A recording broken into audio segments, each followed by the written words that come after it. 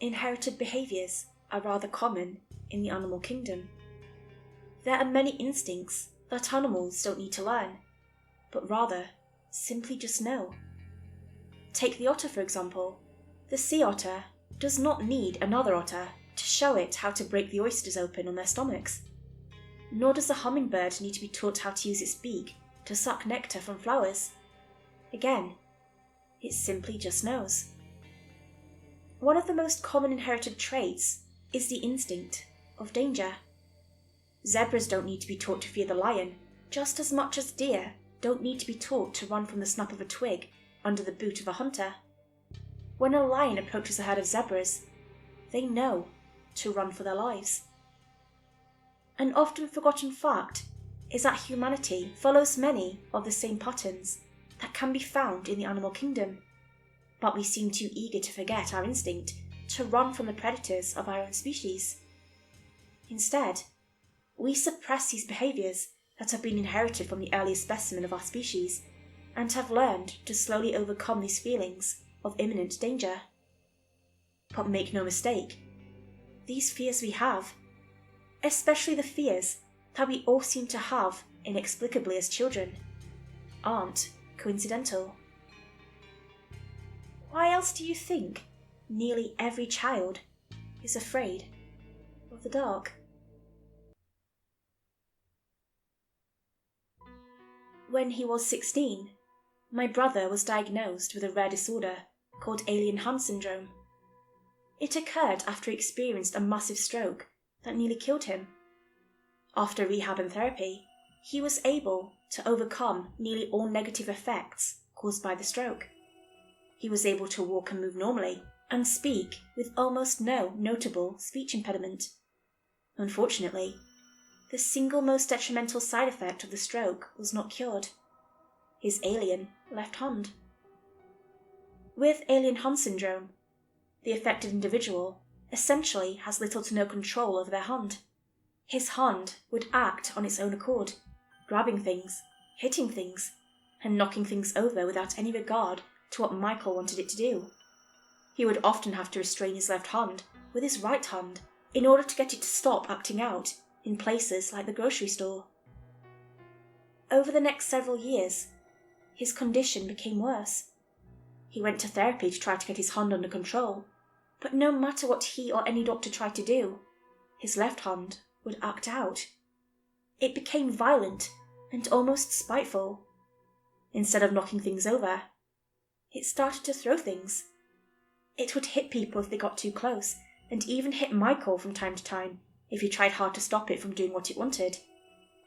When he was 26, Michael told me something that had scared him for about a year then. He said that he didn't want to tell anyone because he was afraid of people thinking he was even crazier than he knew they already thought. He said that his therapist had done an exercise with a hand that yielded bizarre results. He said his therapist put a pencil in his right hand and told him to write his name. Michael did so. The therapist then handed his left hand a pencil and slid the same piece of paper over. He told Michael to write his name. He watched in horror as the hand began to form letters, which were not Michael. When the hand was done, it put the pencil down and slid the paper over to the therapist. Below Michael's name were neatly crafted letters which read Daniel. The therapist wanted to ask Michael's hand questions, but Michael said no. Watching the hand write a different name really freaked him out. He said he always wondered if maybe that hand wasn't his at all, or at least not under his control, conscious or subconscious, and that answer solidified his fear. He said he genuinely believed that his hand wasn't his at all. All while he told me his story, his hand struggled against the white-knuckle grip of the other. It clawed at his palm and pulled against his right hand, and seeing that happen while he told me the story of Daniel made me begin to believe that perhaps he wasn't as crazy as he thought. Maybe he was actually onto something.